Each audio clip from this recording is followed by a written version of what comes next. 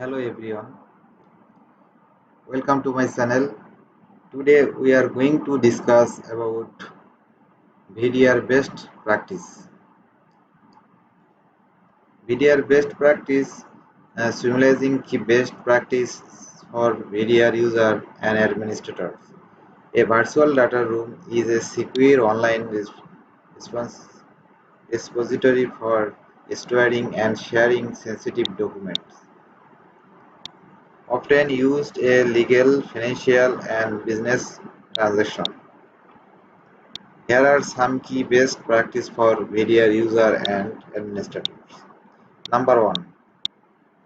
Implement strict access control to ensure that only authorized individuals can view and edit documents.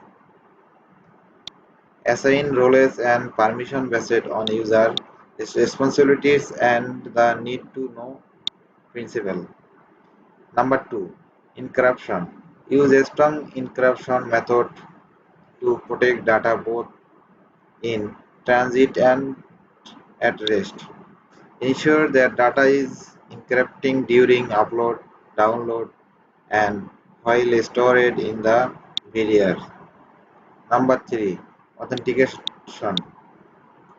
Enforce multi-factor authentication for all users to add an extra layer of security. Regularly review and update user access credentials and revoke access for inactive users. Number 4. Document tracking. Enable document tracking and editing features to monitor user activities within the VDR. Maintain detailed log of who accessed which document and when. Number 5. User training. Provide training and education to VDR user on security-based practice and the importance of confidently encourage user to report any suspicious activities or security incidents promptly. Data backup and redundancy. Implement robust backup and redundancy solution to prevent data loss in case of system failure or disasters.